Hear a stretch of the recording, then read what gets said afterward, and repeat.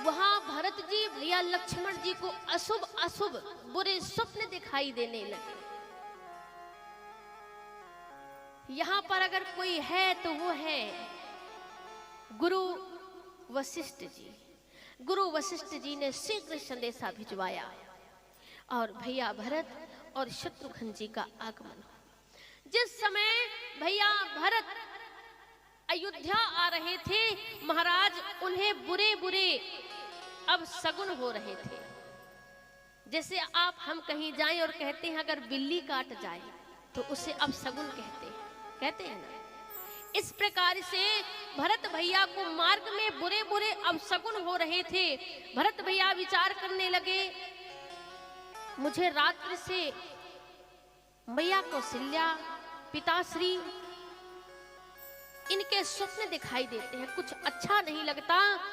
हे प्रभु, हमारे अयोध्या में सब अच्छा हो।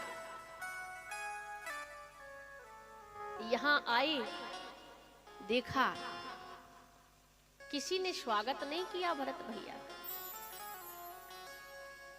किसी ने स्वागत नहीं किया। भरत जी तो महल में प्रवेश कर गए और हमारे शत्रुघ्न भैया खड़े हैं। अच्छा, मंथरा बड़ी प्रसन्न थी वहां पर। अगर कोई प्रसन्न था तो मंथरा, क्योंकि मैंने देवी कैकेयी को कहा है मेरा जो भरत है ना वो राजा बनेगा। और हमारे भरत भैया जाके देवी कैकेयी के कक्ष में गए, प्रणाम किया और जैसे ही मैया को देखा, क्योंकि जब तक भरत भैया नहीं आए तो राजा दशरथ जी का अंतिम संस्कार नहीं किया गया। एक नाव में घी डाल करके और उनके शव को रख दिया गया। यहां मैया के कक्ष में गए, मैया ने बुरा हाल नहीं सुनाया, लेकिन जब भरत जी ने मैया का स्वरूप देखा, हे मैया, जो मेरी मैया 16 श्रृंगार करती थी, आज मैया श्वेत वस्त्रों में खड़ी है। भरत भैया ने जैसी माता कैकेयी के दर्शन किए, धरा पर गिर गए और हाथ जोड़कर मैया से कहा, मैया सबसे पहले तो मेरा प्रश्न है, तू मुझे ये बता मेरे पिताजी कहाँ हैं? भरत के पिता कहाँ हैं जो तूने श्वेत वस्त्रों को धारण किया है? मुझे इसका उत्तर दे। देवी कैकेयी कहते हैं, नहीं बेटा, नहीं मेरे लाल, नहीं भरत, पहले तो मैं तुझे हृदय से लगाऊंगी, बाद में बताऊंगी। लेकिन भरत भैया कहते हैं, मैया तू बता मेरे पिता कहाँ हैं? अब देवी कैकेयी ने कहा, हे भरत, तेरे पिताजी का देहांत हो गया। ये बात सुनते भरत ऐसे गिर जाते हैं धरा पर, हे मैया, मेरे पिताश्री का देहांत हो गया। मेरे पिताश्री जो भरत को प्राण कहते थे, राम को प्राण कहते थे, आज मैंने पिताश्री के दर्शन नहीं किए। ऐसा हुआ क्या है अवध में कि जो मेरे पिताश्री का देहांत हो गया? दूसरी बात मैया, अगर मेरे पिताजी की मृत्यु हो गई है तो तू इतनी प्रसन्न क्यों लग रही है? देवी कैकेयी ने कहा, मैं बात बताती हूँ लाल, पहले मेरी बात सुन। हे मैया, भरत जी की आंख खुली रह गई, मुंह बंद हो गया, सिर्फ आंखों से अश्रु गिर रहे हैं। अब देवी कैकेयी ने भरत जी को अंग में भर लिया। हे मेरे लाल, हे भरत, थोड़ी हृदय में धीरज रखो, थोड़ी धैर्य रखो, मैं तुम्हें सारी बात बताती हूं। आपके पिताश्री ने आदेश दिया था राम को राजा बनने के लिए, लेकिन मैंने ऐसा अनर्थ नहीं होने दिया। मैंने राम को वनवास दे दिया और तुझे 14 वर्ष का राज दे दिया। धन्य है भैया भरत, धन्य है भैया भरत। अगर कोई आज का भाई होता है ना महाराज, अगर कोई आज का भाई होता है, अगर सबसे ज्यादा किसी से दुश्मनी है तो भाई भाई की, अगर झगड़ा है तो भाई भाई का है, ईर्ष्या है तो भाई भाई से है। मैंने कल बताया था कि दुनिया में फूट अनेकों हैं पर भाई भाई संफूट नहीं। अक्सर देखोगे लोगों के यहाँ भाई भाई के प्रति कोर्ट अदालत हो रहे हैं, और कथा में जाओ तो कहते हैं दीदी भरत चरित्र सुना दो, अरे भरत चरित्र सुनना है मेरे भैया, और जाके घर में देखो कि केस चल रहा है एक भाई का दूसरे भाई से। अरे भरत चरित्र सुनना है तो भरत तो बन के देखो, राम तो बन के देखो, उस भरत जी जैसा त्याग तो करके देखो। वही भरत ने कहा मैया मैं तुझे धिक्कारता हूँ, ए देवी के कई मैं ये त्यागता हूँ, तू मेरी माँ नहीं है, अरे तू तो डायन है, कलंकनी है, कुलनाशनी है, तू मेरे पिताश्री को खा गई, अपना सुहाग खा गई, और तू कहती है तू मेरी माँ है। ये भरत आज प्रतिज्ञा करता है मैं तेरा त्याग करता हूँ, आज के बाद तू मेरी माँ नहीं कहलाएगी। अगर कोई मेरी माँ है तो वो है देवी कौशल्या, मैं सिर्फ कौशल्या का लाल हूँ। अगर तू मेरी माँ होती तो मेरे पिता समान मेरे भ्राता को वनवास नहीं देती, मेरी माँ समान सीता वनवास नहीं जाती, मेरा पुत्र समान लक्ष्मण वनवास नहीं जाता, और मेरे पिताश्री का स्वर्गवास नहीं होता। तू ऐसी माँ है, ऐसी माँ है। अरे मैया जिस समय तूने पिताश्री से वनवास मांगा राम भैया के लिए और मेरे लिए राज मांगा, हे देवी के कई तेरी जीभ नहीं गिर गई, तेरी जीभ में कीड़े नहीं पड़ गए। हे माँ मैं तेरा त्याग करता हूँ, आज के बाद ये भरत तुझे मैया नहीं कहेगा, तू मेरे लिए सिर्फ रानी देवी के कई है। और भरत भैया जाकर के देवी कौशल्या के यहाँ पहुंचे। हे मैया लेकिन विचार करें, धन्य है मैया कौशल्या। मैया कौशल्या के मन में ये भाव नहीं आया कि भरत की मैया ने मेरे राम को वनवास भेज दिया, भरत की मैया ने मेरे राम को वनवास देख दिया। ऐसे ही देखा जब भरत आए, वो मैया ऐसी बैठी है, कहते हैं कि जैसे बछड़ा खो जाने पर रोया करती गैया, ऐसे रो रही है वो उनकी राम लला की मैया। मुख मोड़ चले आज हमारे राम अयोध्या छोड़ चले। मैया ऐसे बैठी हैं, ये जो साड़ी का पल्लू है ना ये कहीं पर गिरा है। मैया ने जलपान भी ग्रहण नहीं किया, नेत्र सीधे किए, क्योंकि सुहाग चला गया और मेरा राम चला गया। लेकिन जब भरत जी ने कहा मैया कौशल्या, तो मैया कौशल्या को ऐसा लगा जैसे इस शरीर में मानो प्राण आ गए। देखा मैया देवी कौशल्या ने कहा मेरा भरत आ गया, और मैया खड़ी हुई और दौड़ते दौड़ते अपने बेटे भरत को हृदय से लगा लिया। और मैया कौशल्या बड़ी जोर से रोई, बेटा तेरे पिताश्री स्वर्ग चले गए, तेरा राम भैया वनवास चला गया, ये माँ किसके सामने रोती, आज मेरा बेटा भरत आया है, इसलिए हे बेटा ऐसा लगा कि समझो मेरा राम मिल गया, मुझे मेरा राम मिल गया। भरत जी ने कहा मैया मैं आपके सम्मुख खड़े होने लायक नहीं हूँ, मेरे कारण मेरे भैया वनवास गए हैं, मेरी माँ की कुबुद्धि के कारण इस महल में ऐसा हाल हुआ है। हे मैया मैं माफी चाहता हूँ। लेकिन देवी कौशल्या ने कहा नहीं भरत तू तो मेरा लाल है, तू तो मेरा लाडला है। लेकिन एक बात कही मैया कौशल्या ने कि भरत तू आ गया है, पिताजी का संस्कार करो, अंतिम संस्कार करो, उन्हें अंतिम विदाई दो। भैया भरत जी ने राजा दशरथ जी को अंतिम संस्कार किया। यहां शत्रुघ्न जी जो मंथरा है ना, तो मंथरा ने कहा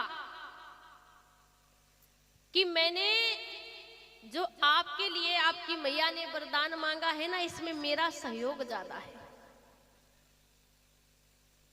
क्योंकि देवी केकई ने ही कहा था कि भाई मंथरा सहाय विचारी, जब यह मुश्किल आपत्ति आई है ना और मेरा किसी ने साथ नहीं दिया, तो मेरा साथ जो है देवी मंथरा ने दिया है। अब शत्रुघ्न जी ने जो मंथरा का कुबड़ है उसमें एक मुष्टिका का प्रहार किया तो मंथरा महाराज जमीन पर गिर गए। अगर सोचा जाए ना तो कहते हैं जो घर फोड़ने वाले होते हैं वो कुछ ऐसे ही काम करते हैं। अच्छा, कई जगह कह भी देते हैं, कई माताओं को उपाधि भी दे दी जाती है कि ये इधर की उधर करती है, लगता है कुछ असर मंथरा का आ गया है, कहते हैं ना, कह देते हैं। और यहाँ देवी कौशल्या ने कहा, हे भरत मुझे मेरे राम के दर्शन करा दे। भरत भैया, गुरु वशिष्ठ जी के साथ तीनों माताएं साथ में हैं और भरत भैया राम जी से मिलने जा रहे हैं। धन्य है भरत भैया का जीवन, जो भरत भैया ने रथ पर पैर नहीं रखा, सारथी चल रहे हैं, रथ जा रहे हैं। गुरुदेव आप विराजमान हो जाइए, लेकिन मैं तो राम का दास हूं, जहां से मेरे भैया राम गए हैं ये भरत वहीं से जाएगा। अगर कहीं पर भरत भैया को पग चिन्हों के निशान मिल जाते हैं तो वहां की धूल लेकर के मस्तक में लगा के कहते हैं, हे भैया ये आपके चरण कमलों की रज है। संत कहते हैं जिस समय भरत भैया राम जी से मिलने जा रहे थे, उनके जो पैर है ना उनमें छाले पड़ गए थे। और छाले कैसे चमक रहे थे, जैसे कमल का फूल होता है ना, और उसमें एक बूंद पानी का रख दो तो मोती सा चमकने लगता है। संत कहते हैं महाराज भरत भैया के पैरों के छाले ऐसे चमक रहे थे जैसे कमल पंखड़ी में और मोती चमके, वो जल मोती समान चमके, ऐसे चमक रहे थे। तो आप और हम यही विचार कर सकते हैं कि अगर भरत भैया के पैरों के छालों का वर्णन आया है तो महाराज निश्चित रूप से भरत भैया सर के चल, जैसे अपन पैर ऊपर होंगे तभी तो वर्णन कर सकते हैं ना कि उनके पैरों में जो छाले हैं वो मोती जैसे चमक रहे। यानी भरत भैया राम जी से मिलने सर पर गए हैं, सर पर, तब उनके पैरों के छालों का वर्णन आया। ये भरत जी का त्याग है। यहाँ केवट ने देखा कि कई का बेटा भरत, जिसके कारण मेरे राम का वनगमन हुआ है, वह सारी सेना सजा करा रहा है, अपनी सारी सेना तैयार कर दी, मेरे प्रभु का कोई बाल बाका नहीं कर सकता जब तक ये निखाद राज केवट है। लेकिन वहां एक बुजुर्ग ने कहा, हे केवट, किसी पर प्रहार करना अच्छी बात नहीं, आप छुप जाइए, पहले देखिए भरत भैया का व्यवहार कैसा है, भरत के विचार कैसे हैं। और जब केवट ने श्री भरत भैया को देखा तो ऐसा लगा कि राम जी से, राघव जी से मैं दोबारा मिल रहा हूं। भरत भैया ने केवट को आंग में भर लिया है, निखाद राज केवट, सुमंत्र के द्वारा मुझे सब प्राप्त हुआ है, तुम्हें राम जी ने सखा बोला है, सखा। इसीलिए कहते हैं कि अगर बुजुर्ग की सलाह है तो काम करो। अगर केवट अपने बुजुर्ग की सलाह नहीं लेता तो भरत भैया पर आक्रमण कर देता। एक बात कहूं, एक ट्रेन जा रही थी, जैसे यात्री जाते रहते हैं, हम आए हैं, दो साथी बैठे थे और अच्छा डिब्बा खाली था क्योंकि ट्रेन अपने ठिकाने पर पहुंचने वाली थी। और उसी डिब्बा में एक 70-80 वर्ष के दादाजी लेटे थे। अब एक भाई दूसरे से कहता है कि अरे भाई, मैंने जीवन में कभी गाड़ी की चैन नहीं खींची है, मैंने जीवन में कभी गाड़ी की चैन नहीं खींची है। दूसरा कहता है तो आज खींच के देख लेते हैं। बोले भैया सुना है कि अगर गाड़ी की जंजीर खींच दो तो पुलिस आ जाती है। तो बोले पुलिस आ जाएगी तो कह देंगे इस दादा ने खींची थी, और दादा ऊपर सो रहा। बोले फिर? बोले इसको पकड़ के ले जाएगी। अगर बोले फिर भी नहीं माने तो बोले 500 रुपए तेरे पास हैं और 400 रुपए मेरे पास है, दोनों मिला के दे देंगे। ठीक है। चैन खींच दी, पुलिस आ गई। चैन किसने खींची? अब वो जो दादा है वो आराम से लेटा लेटा सुन रहा है।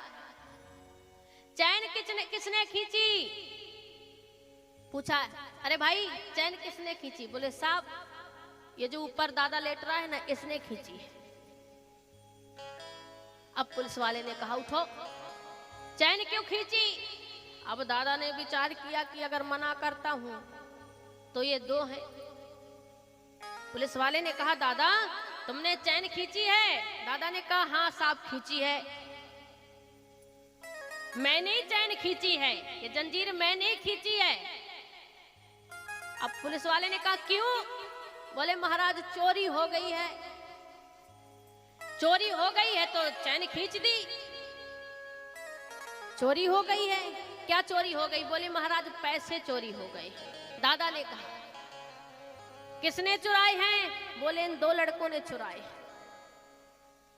अब पुलिस ने पूछा तुमने दादा के पैसे चुराए हैं? बोले नहीं साहब ये झूठ बोल रहा है, हमने कोई पैसे नहीं चुराए। अरे दादा ने कहा साहब इन्हीं ने चुराए हैं, और मैं इतना भी बता सकता हूं कि मेरे पैसे निकाल लिए और 400 इसके जेब में है और 500 इसके जेब में है। अब जैसी पुलिस वाले ने देखा तो 400 उसके जेब से लिया और 500 इसके जेब में दादा को दे दिया और चलते बने। अब जब पुलिस वाला चला गया तो दादा ने कहा बेटा, अपनी दाढ़ी में हाथ फेर कर कहा भैया ये धूप में सफेद नहीं किए हैं, ये जो बाल है ना धूप में सफेद नहीं हुए हैं। अब समझ में आया? हाथ जोड़कर कहने लगे दादा किराया तो दे दे। तो कहने का भाव है यहां एक बुजुर्ग ने यही सलाह दिया कि हे केवट पहले भरत भैया से मिल लिया जाए। भरत भैया आगे बढ़े, कहते हैं जाकर के भरत भैया ने गंगा जमुना सरस्वती जो संगम है वहां पर स्नान नहीं किया। कारण क्योंकि कैकेयी की बुद्धि को बदलने वाली कौन है? सरस्वती मैया। और भरत जी ने विचार किया कि हो सकता है मैंने संगम में स्नान कर लिया तो मेरी बुद्धि भी बिगड़ जाए। तो भरत जी ने वहां स्नान नहीं किया, सीधे चित्रकूट पहुंचे। और जब चित्रकूट में भैया लक्ष्मण जी ने देखा, क्रोधित हो गए। राम जी से कहा प्रभु आज फिर भरत भैया आ रहे हैं, इनकी मैया ने आपको वनवास दे दिया, लेकिन ये यहां भी चल के आ गए। आज पहली बार लक्ष्मण जी ने कहा हे प्रभु अगर आपका आदेश हो तो मैं बात करूं, क्योंकि लक्ष्मण जी का जो अवतार है वो शेषा अवतार है और जो भरत भैया का अवतार है वो गरुड़ अवतार है। अच्छा अगर देखा जाए तो जो गरुड़ है उसकी दुश्मनी वैसी सर्प से होती है नहीं होती? गरुड़ जी की दुश्मनी सर्प से होती है और भरत जी का अवतार गरुड़ जी का, लक्ष्मण जी का अवतार शेष जी का, तो पहले वैसी इनकी ऐसी रहती है। आज लक्ष्मण जी ने कहा कि अगर आप आदेश करें तो पुरानी बात रफा दफा कर लें, यहाँ पर भी चले आए, लेकिन धन्य है राम। राम जी ने कहा नहीं लक्ष्मण ये भरत का जीवन है और भरत के जीवन की गाथा को तो मैं स्वयं प्रणाम करता हूं। भरत के अंदर जो त्याग है, अब यहां भरत भैया आए, तीनों देवियां आई। महाराज कहते हैं राम जी से जब मिले तो सबसे पहले मेरे राघव जी ने ना कौशल्या से मिले ना ही सुमित्रा से मिले, प्रथम राम भेटी कैकेयी। राम जी पहले मैया कैकेयी से मिले और मैया कैकेयी को हृदय से लगाया। देवी कैकेयी रोने लगी, राम मुझसे ये अपराध हो गया, राम तू घर चल, मैं अपना वचन वापस लेती हूँ। राम जी ने कहा नहीं मैया, कौन कहता है कि मुझे तूने वनवास भेजा है? कोई नहीं मैया, मैया ये तो मैं अपने आप से करना चाहता हूँ। और कहा, हे मेरी माँ, मेरा आपकी कृपा से सब काम हो रहा है। मैया, मेरा आपकी कृपा से सब काम हो रहा है, करता हूँ मैं मैया, तेरा नाम हो रहा है। करने वाला तो मैं हूँ। और सारे संसार के लोग कहते हैं देवी कैकेयी ने राम को वनवास दे दिया, तो करता हूँ मैं मैया, बस तेरा नाम हो रहा है।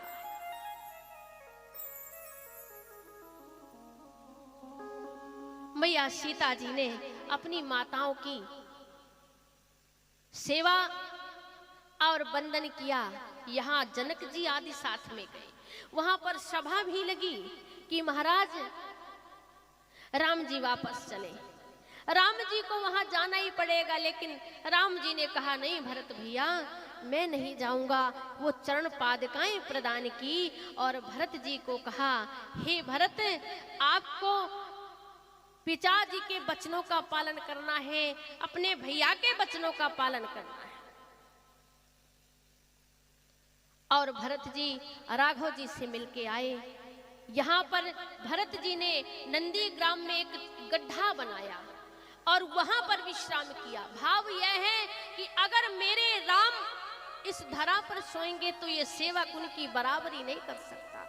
ये सेवक नंदी ग्राम में एक गड्ढा में रहेगा, अपने प्रभु से नीचे रहेगा। और उसी तरह भेष धारण किया भैया भरत ने, उसी तरह जटाएं बनाई भैया भरत ने। 14 वर्ष राम जी वनवास में रहे, लेकिन धन्य है भैया भरत जो राज में रहते हुए भी वनवासियों की तरह अपना जीवन व्यतीत किया।